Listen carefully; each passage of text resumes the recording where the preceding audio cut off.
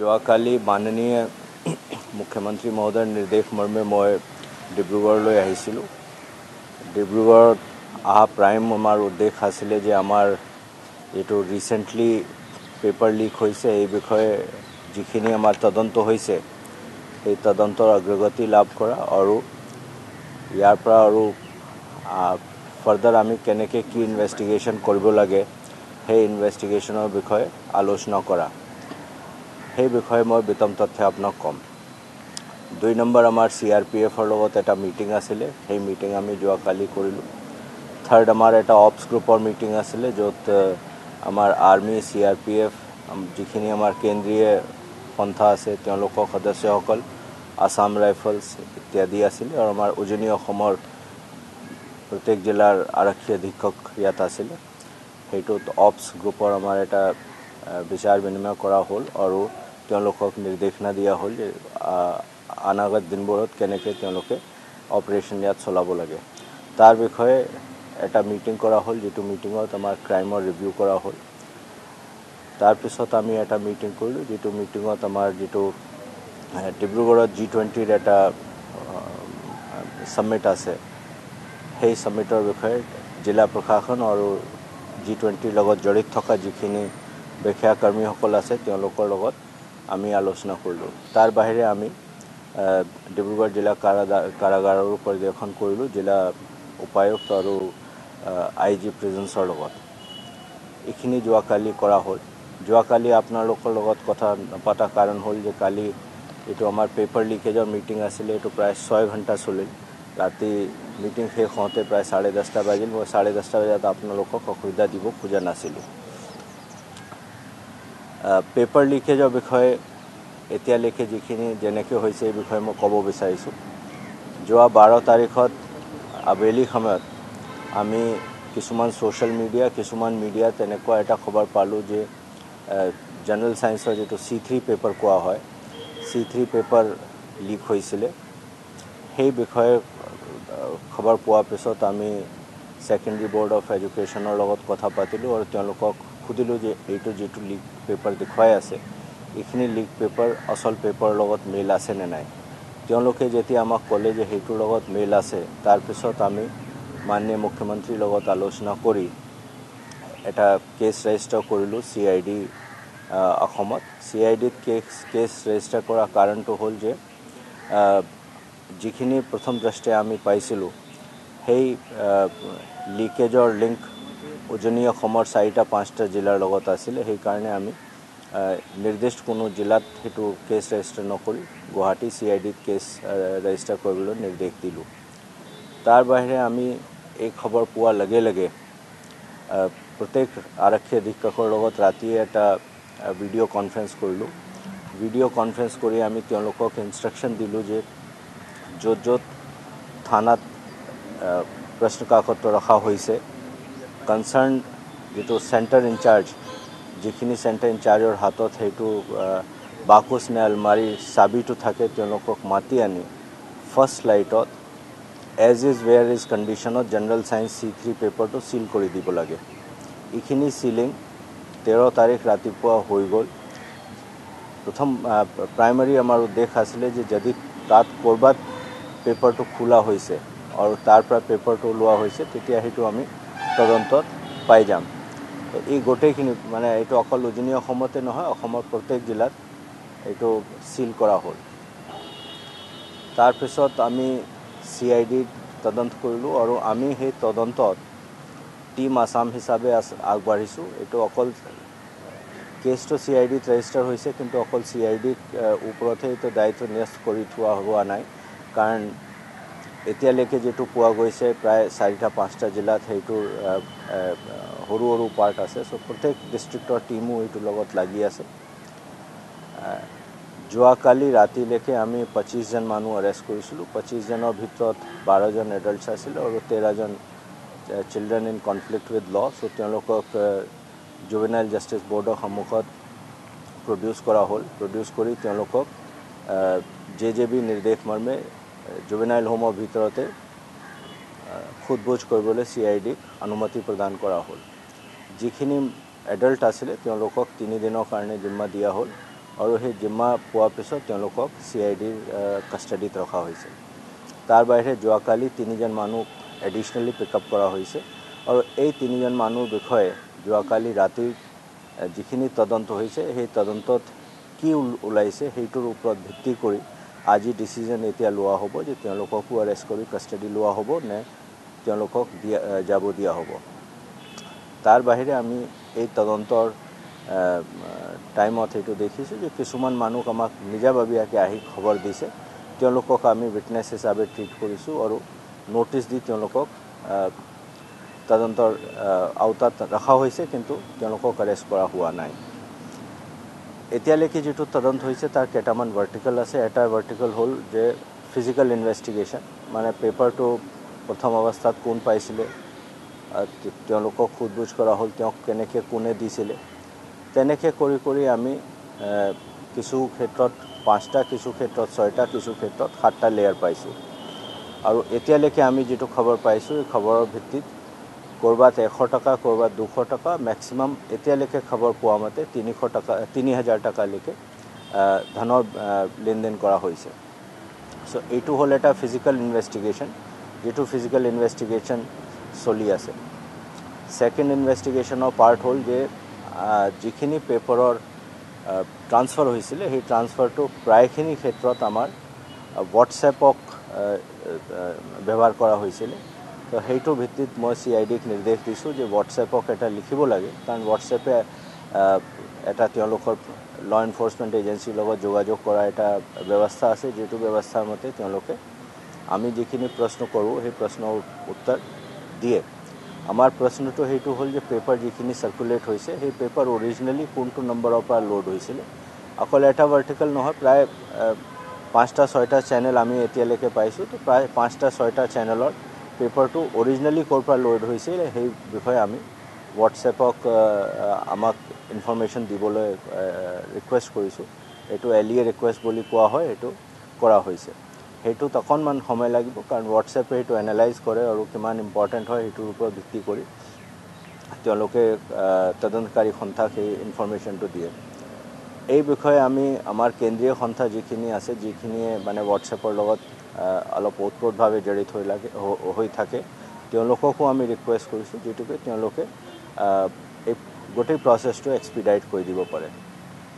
Second, আপোনালোকে জানে যে যেতিয়া এনেকুৱা এটা হয় তে তেওঁলোকৰ নিজৰ মাজত কাৰ ভিতৰত কেনেকৈ কানেকশ্যন আছে এই বিষয়ে আমি জেনেৰেলি টেকনিকেল এনালিচিছ কৰোঁ।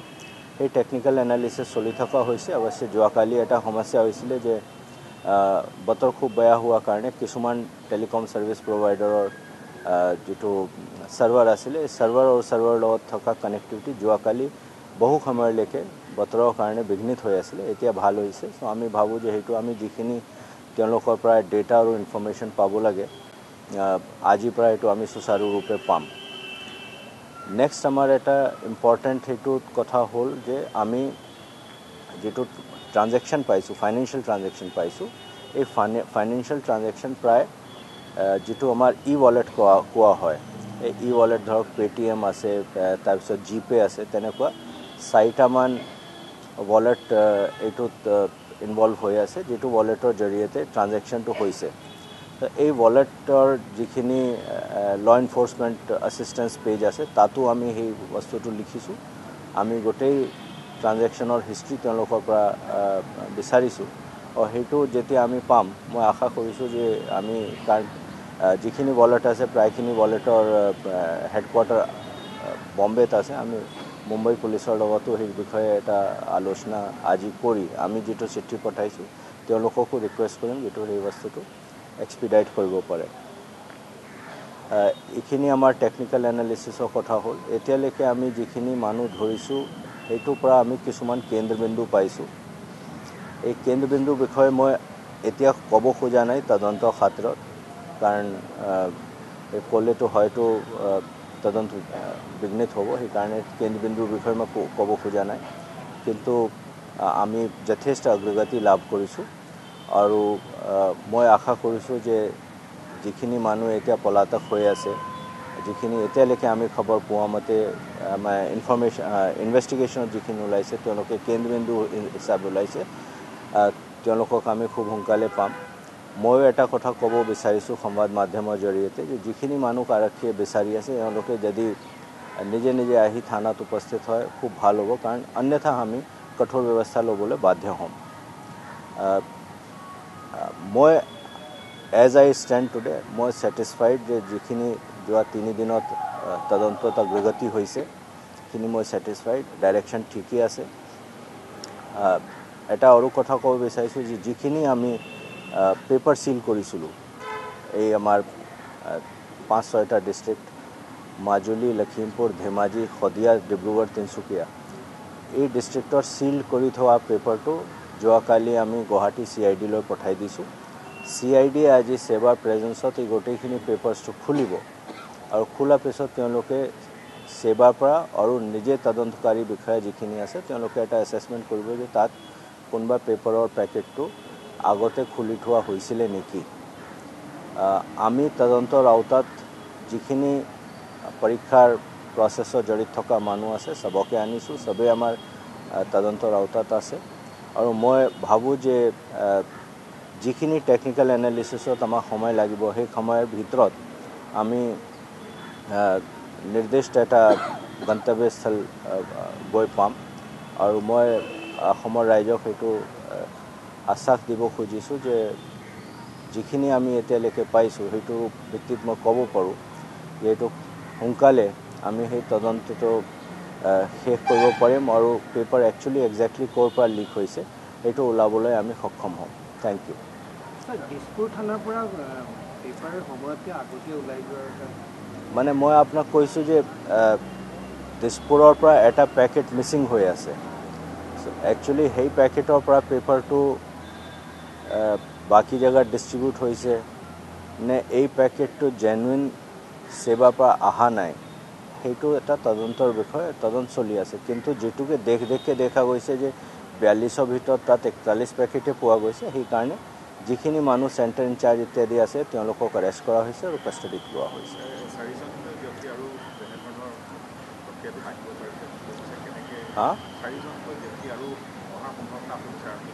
মই যোৱাকালি 3জন মানুহক আমি ধৰি অনা হৈছে বুলি মই কৈছোঁ আৰু আমি এতিয়া প্ৰায় সিকুৱেন্স পাইছোঁ। মই যিটো কৈছোঁ এটা কথা আৰু ক'ব বিচাৰিছোঁ যে যিখিনি মানুহ পেপাৰ পাইছিলে এইটো যদি আমি লাষ্ট ৰিচিভাৰ বুলি কৈ দিওঁ, যিখিনি আমাৰ তদন্তত ওলাইছিলে এইখিনি আমি ভাল ধুনীয়াকৈ এটা ফ্লো চাৰ্ট বনাইছোঁ।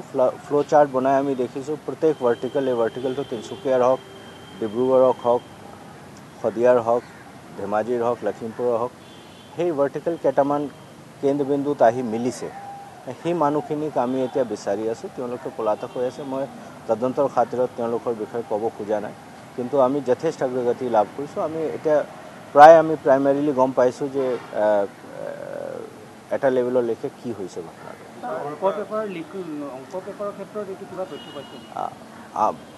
কিছুমান ছ'চিয়েল মিডিয়াত আৰু কিছুমান মিডিয়াত আমি তেনেকুৱা খবৰ পাইছোঁ যে বেলেগ বেলেগ পেপাৰো লিক হৈছিলে। সেইটো মই যোৱাকালি যেতিয়া আৰক্ষী অধীক্ষকসকলৰ লগত আলোচনা কৰিছিলোঁ তেখেতসকলক মই এই কথাটো কৈছোঁ যে আমাৰ সেইটো যিটো তদন্ত চলি আছে এই তদন্তৰ ভিতৰত এইখিনিও তদন্ত কৰিব লাগে আৰু যদি তেনেকুৱা ক'ৰবাত ওলায় তেতিয়া সেইটোৰ ওপৰতো একশ্যন ল'ব লাগে, যেনেকৈ আমি সেইটোক লৈ আছোঁ। মই আপোনাক কৈছোঁ আজি 3 দিন হৈছে, মই 3 দিনৰ ভিতৰত কোনে জড়িত হৈ আছে কেনে জড়িত হৈ আছে কোৱাটো মোৰ কাৰণে অসুবিধা হয়, কিন্তু যথেষ্ট অগ্ৰগতি লাভ কৰা হৈছে আৰু উচিত সময়ত আপোনালোকক গোটেইখিনি কোৱা হ'ব।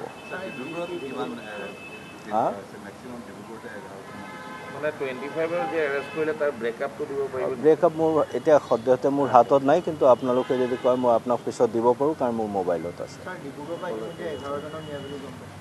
মই সেইটো কৈছোঁ ব্ৰেকআপ মোৰ হাতত নাই। মই মানে যিখিনি মই কৈছোঁ এইখিনি 5-6টা ডিষ্ট্ৰিক্ট আৰু গুৱাহাটীৰ পৰা 25জন মানুহটো ধৰি অনা হৈছে।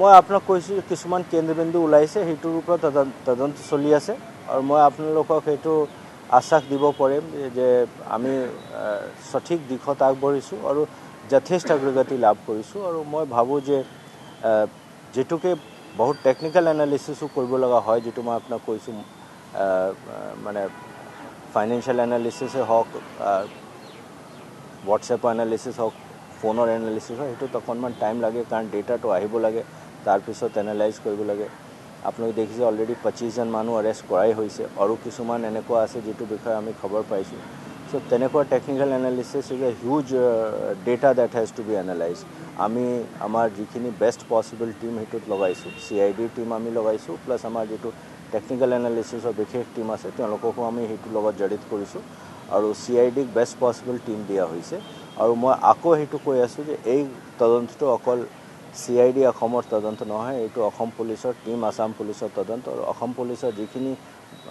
আমাৰ এজেঞ্চি আছে যিখিনি ভাৰ্টিকেল আছে সবক লগাই থোৱা হৈছে আৰু মই নিশ্চিত যে আমি সেই তদন্তত যিখিনি মানুহ একচুৱেলি পেপাৰ লিকেজত জড়িত হৈ আছে তেওঁলোকক আমি ধৰিবলৈ সক্ষম হ'ম পৰৱৰ্তী পৰীক্ষাৰ কাৰণে আমি অলৰেডি আমাৰ যিখিনি এনালিচিছ সেইটো তেওঁলোকক কোৱা হৈছে আৰু এতিয়া এই পৰীক্ষা যেতিয়া শেষ হৈ যাব কাৰণ এতিয়াতো পেপাৰ ডিষ্ট্ৰিবিউট হৈ গ'ল চেণ্টাৰত আহি গ'ল মই পাৰ্চনেলি ভাবোঁ যে এই গোটেই ব্যৱস্থাত অকণমান আমি চেঞ্জ কৰিব লাগে যে প্ৰত্যেক পেপাৰটো মানে পেপাৰ হিচাপে আমি সিল কৰি আনাটো বেছি ভাল চেণ্টাৰ হিচাপে আনাতকৈ চ' এইখিনি আমি ইয়াৰ পিছত আমি বহি আমি সেৱাৰ লগত আলোচনা কৰিম আৰু প্ৰচেছটো আৰু কেনেকৈ ষ্ট্ৰীমলাইন কৰিব পাৰোঁ সেইটো আমি करें ये निर्देश मिला है कि वहाँ उनको एग्ज़ामिन किया जा सकता है इसके अलावा जो एडल्ट हैं उन एडल्ट के लिए हमको 3 दिन का कस्टडी मिला है और इन्वेस्टिगेशन चल रहा है इन्वेस्टिगेशन में काफ़ी प्रोग्रेस अभी तक हुआ है और जिस तरह से प्रोग्रेस हुआ है मुझको लगता है कि टेक्निकल एनालिसिस इत्यादि करने में जो समय लगेगा उसके बाद हम इसके मूल स्रोत पर अवश्य पहुँचेंगे सेवा के जो लोग अधिकारी हैं उनको CID ने पिछले 3 दिनों में सेवा के बहुत से अधिकारियों को एग्ज़ामिन किया है और जो भी निकलेगा आपको मैं विश्वास दिलाना चाहता हूं कि जिसका भी इसमें संलिप्तता पाई जाएगी उसके विरुद्ध एक्शन लिया जाएगा जो भी कानून के हिसाब से एक्शन लिया जाना है वो लिया जाएगा G20 के विषय में चर्चा हुई है और कल G20 से संबंधित जितने भी अधिकारी थे उन अधिकारियों के साथ हमने एक विस्तृत आलोचना की थी और जहाँ G20 के कार्यक्रम है या जहाँ उनका मूवमेंट है उस पर एक हमने रिव्यू किया था और जो अरेंजमेंट्स हैं वो प्रॉपर हैं और जो भी एडिशनल रिसोर्सेज का रिक्वायरमेंट यहाँ G20 के लिए था वो रिसोर्सेज प्रोवाइड करने के लिए ऑलरेडी निर्देश दिए हैं G20 यहाँ अच्छे से होगा और मुझे लगता है कि ये एक मौका है जिसमें कि डिब्रूगढ़ ग्लोबल मैप पे आएगा ডিব্ৰুগড়ত এতিয়া G20 সামিট 23-24-25 মাৰ্চত হোৱা কথা আছে এই বিষয়ে আমি যোৱাকালি যিখিনি বিষয়া কৰ্মী আছিলে ডেপুটি কমিশনাৰ তেখেতৰ টীমৰ লগত আলোচনা কৰিলোঁ তেওঁলোকে যিখিনি এৰেঞ্জমেণ্ট কৰিছে এৰেঞ্জমেণ্ট ছেটিছফেক্টৰী আৰু মই ভাবোঁ G20 সামিট ইয়াত ভালদৰে হ'ব বাকী তেওঁলোকে যিখিনি এডিশ্যনেল ৰিচোৰ্চ বিচাৰিছিল এইখিনি এডিশ্যনেল ৰিচোৰ্চৰ কাৰণে আমি ব্যৱস্থা কৰি তেওঁলোকক দিয়া ব্যৱস্থা কৰিছোঁ আৰু মই ভাবোঁ যে G20 যেটো এটা সামিট ইয়াত হৈ আছে সেইটো এটা গোল্ডেন অপৰচুনিটি ডিব্ৰুগড়ক আমাৰ গ্লোবাল মেপত আনিবলৈ আৰু ৰাইজে সেইটো এটা সেলিব্ৰেশন হিচাপে ল'ব লাগে আৰু তেওঁলোকে সেইটো ভাবিব লাগে যে ডিব্ৰুগড়ৰ কাৰণে এইটো বৰ ডাঙৰ এটা উপলব্ধি থ্যাংক ইউ চাইল্ড ম্যাৰেজ কেसेस যোৱাকালি আমি যেটো ৰিভিউ কৰিছিলোঁ প্ৰায় 800 চাৰ্জশিট এতিয়ালৈকে কৰা হৈছে আমাৰ কেছ ৰেজিষ্টাৰ হৈছিল প্ৰায় 4300 এইটোৰ ভিতৰত প্ৰায় 800 কেছত এক্সাক্ট ফিগাৰ মোৰ হাতত নাই কিন্তু ইট ইজ 790 সামথিং প্ৰায় 800 কেছত চাৰ্জশিট কৰা হৈছে আৰু আমি নিৰ্দেশ দিছোঁ যে চেষ্টা হেতু কৰিব লাগে যে আমাৰ এপ্ৰিল মাহৰ ভিতৰত যিমানখিনি পাৰে কেছত চাৰ্জশিট দি এইটো শেষ কৰিব লাগে